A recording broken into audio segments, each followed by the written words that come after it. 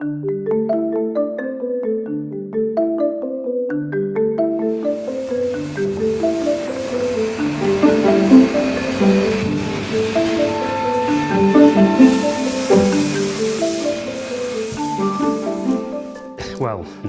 my name's Owen Hardesty. I live in Barnoldswick. I have done all my life.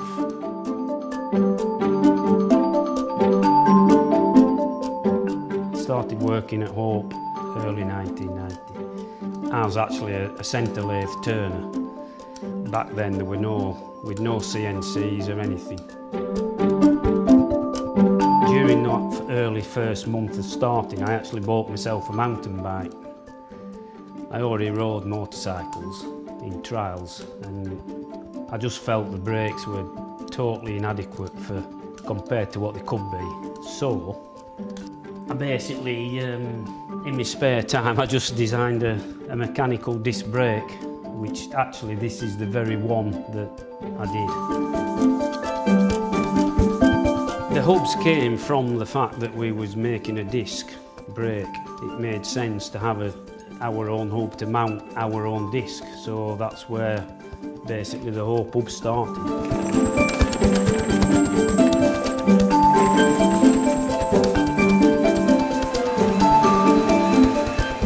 When we first set off, I mean, we had a goal. I mean, they were massively into weight.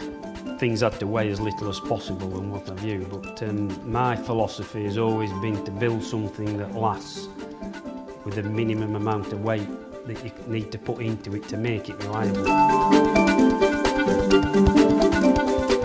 Even in downhilling, the weight thing started to become like an issue, so we had to start looking at making lighter weight, downhill compatible hubs, and this is where it kind of pushed us into looking at like the tie glide as such and bringing out something that was more compatible with sort of more or less across the board.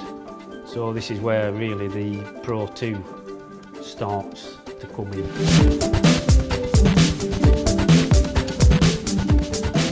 We've gone down the forging route again, just like with the cranks. We get a lot stronger part because of the grain structure. And also the forging itself is actually quite close to the finished part. So even though there's quite a bit of waste, there's still a massive amount of time saved during the machining and production process. We'll come in the morning and we'll fill up the table on the robot, fill up the gantries, and then we'll run one off, make sure it's all correct, all the lengths are fine, and then we'll then set the machine going in fully automatic and it'll run all day. We'll keep checking them throughout.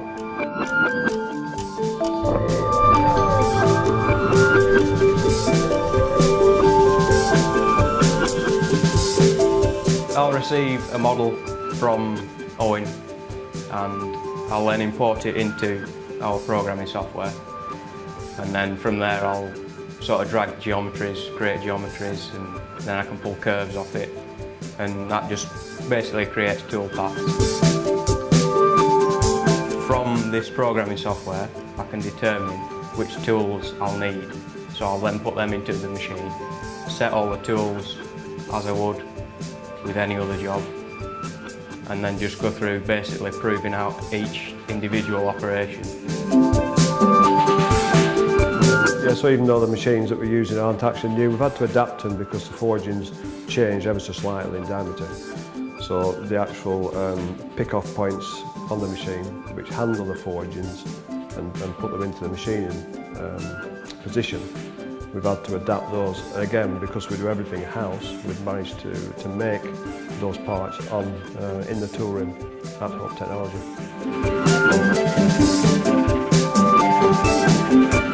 Another advantage of developing a part, evolving a part from a current one, it gives a good chance to look at actually the machine inside as well. So even though the machines are existing, there's been big improvements in the cutting tools available. So that's given us time now, because of new programs, to research different cutters, different applications, and we can introduce those at the same time as we bring out the Pro 4. So hopefully that will give you a better surface finish and a better overall product at the end of it.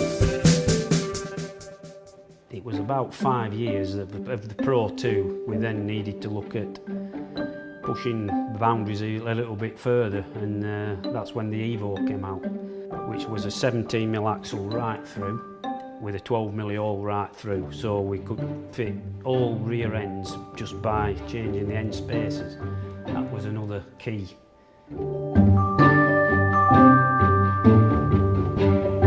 Some of the parts on the Pro 4 are already existing. One major change obviously is the cassette of the barrel itself, with the bigger ratchet. The material's the same, but again I've looked into that this time. I've actually sourced the material from a different mill, and that's given a far better result as far as bearing tolerances go and actually maintaining the accuracy. The axle is the same, the majority of the spacers are all the same. Again, no new machinery needed for those, it's existing machinery, new programs, but again, new tooling, cutting tools, which are helping to produce a better part at the end of the day.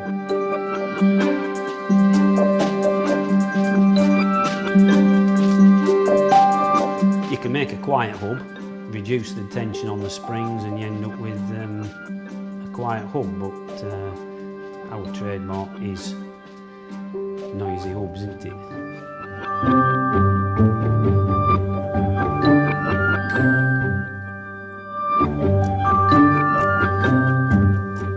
The poles that are in the rear cassette on the hub, they're made from a hardened tool steel. They're actually produced on a wire cut, a wire EDM machine. Extremely accurate machine.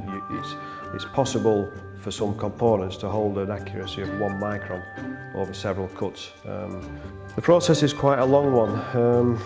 We do a stack of 3 plates over a night shift, a 12-hour night shift, and it actually takes 12 hours to produce all the poles.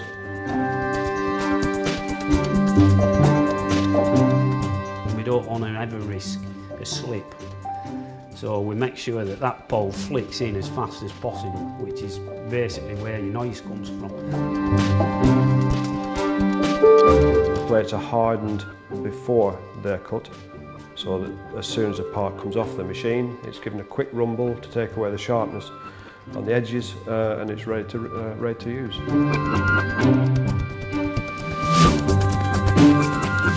The bearing diameters are held to 5 microns. Repeatability. Every single bearing diameter is checked on each and every hub we do, so you can imagine that's 60, 70, 80,000 parts a year.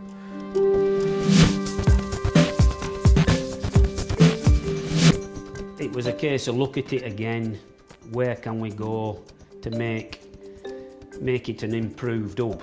You know, I mean, it was pretty sorted with Pro 2 Evo, to be fair. So it's like, well, what do you do to make it better?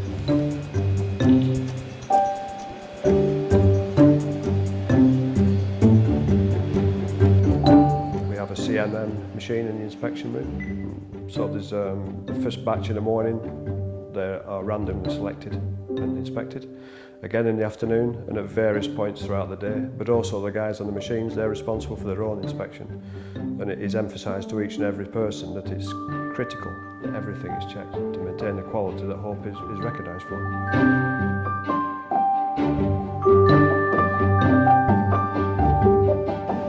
100% inspection on spindles. On this particular one, there's 4 different diameters, 3 lengths, and the radio run out. There's 2 programs. One of them checks every single thing on there, but because every spindle goes through this machine, we just run a quicker program which measures the more important one.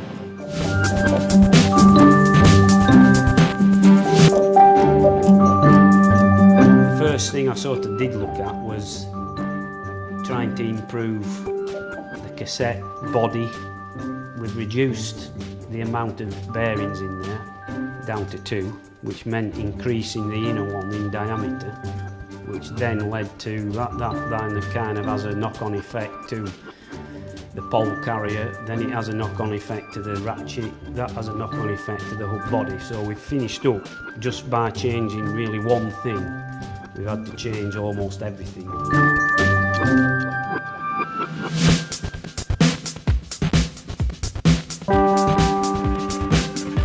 My name's Mark. I'm head of the anodising department. I've worked here for 14 years. I'm in my 15th year and thoroughly enjoy it. Once we receive the goods from polishing and washing department, we jig up accordingly on the appropriate jigs, aluminium jigs, titanium jigs, etc. Then we start the actual process of anodising.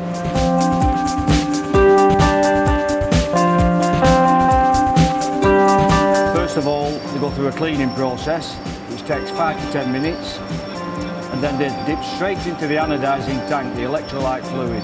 Put a positive current through them, electric current, which can last for approximately between 12 minutes to 40 minutes, sometimes 60 minutes, depending on the material. What happens there is the current attracts the acid right onto the component and builds up a porous film around it. So once we rinse off the acid, when it's finished anodising, you have this porous film which absorbs the dye. As long as you manage the tanks and keep them nice and clean, they'll always come out looking quite good.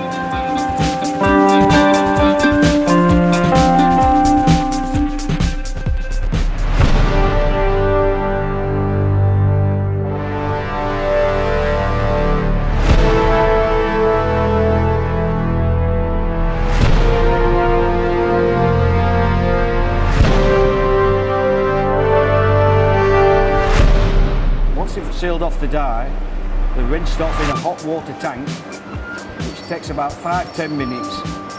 That hardens the film so that you can handle the goods, the components, without leaving any fingerprints or anything like that.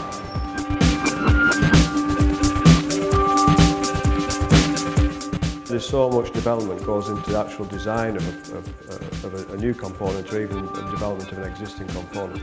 There's so much effort goes into producing a really nice finish to the etching. Hope are recognised for the quality, and the final process before assembly, which is the etching, is so critical. And there's so many people involved, and they all put the two pennies in about the design and the layout and everything else. Of course, a few disagreements along the way, but I think everybody agrees at the end of it, the finished article is second to none.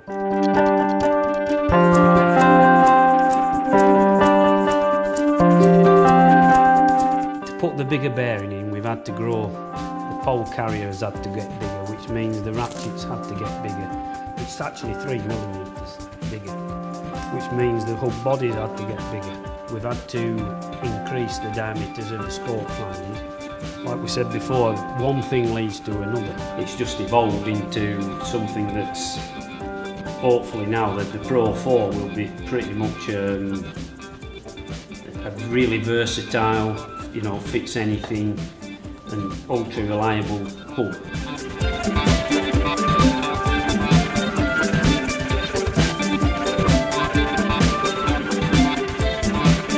You know, it's not massive changes, but they're all improvements, so that's why we've done it, really.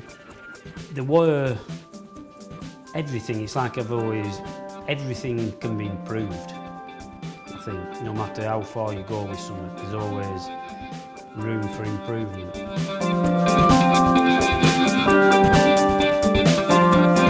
So we want somebody to buy one of our hubs, and I want it to last them 5 years. You know, they shouldn't need another hub until a new hub comes out, because we can't make massive numbers of something. You know, we sell everything we make, and I dare say we could go bigger, but we don't want to get any bigger. I think we're right with the size we are now. You know.